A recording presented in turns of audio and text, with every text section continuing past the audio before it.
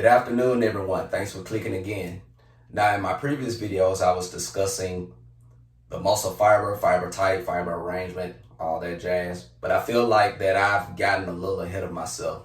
So in order to understand future videos about the muscles and the muscle cells, I'm going to have to talk about the basics of the animal cell. So we're going to go back to Biology 101 real quick.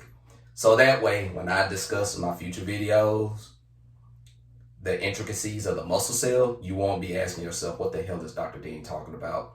I don't want to do that to you.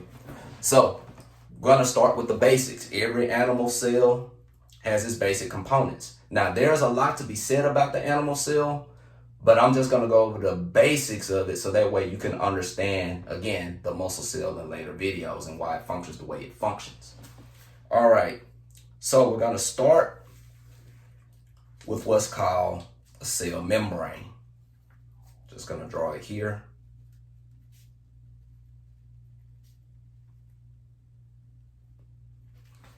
Now, this part right here, the cell membrane, as you can see that I've drawn a circle here to represent that part.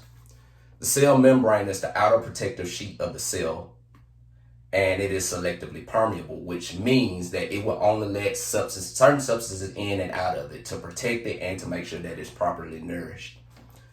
And then within that cell membrane, you have a fluid-filled space where your organelles lie, called cytoplasm.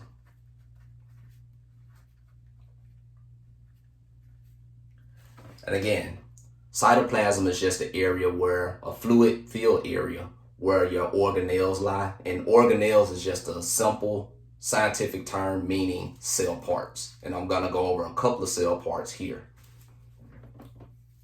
And also, cytoplasm is responsible for the transport of nutrients, or it is partly responsible for the transport of nutrients within the cell, elements, nutrients, things of that nature. We're going to discuss the nucleus, which is often considered the brain of the cell. Just going to draw it here.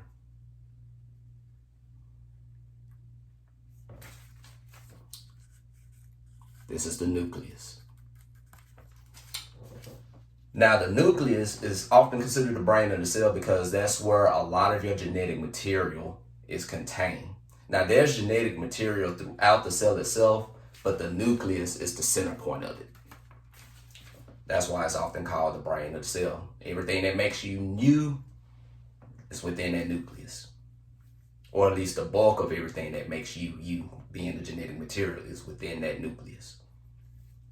All right, and now this last part is very important for future videos pertaining to the muscle.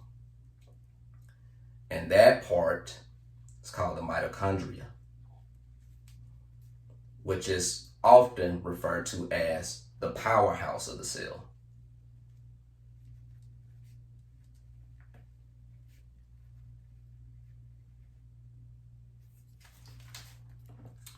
This is the mitochondria. Now, the mitochondria, again, is the powerhouse of the cell, and as it pertains to muscle cells, the mitochondria is responsible for cellular respiration, or at least it plays a huge role in cellular respiration. I'm going to talk more about cellular respiration in another video, but muscles, or muscle cells more specifically, have a lot of mitochondria, because when you think about how muscles operate, they're constantly working. So therefore, they need a lot of energy in order to function optimally. Think about it. Every time you make a move, even when you're sleeping, your muscles are still operating, be it skeletal muscle, cardiac muscle, or smooth muscle. You need a lot of mitochondria to keep that rolling 24/7.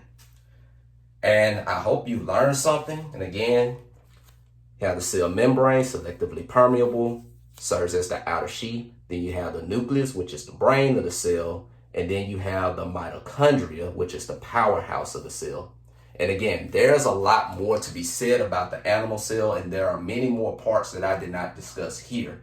But for the purpose of this video is to help you understand the muscle cell in later videos as it pertains to cellular respiration, energy, and things of that sort.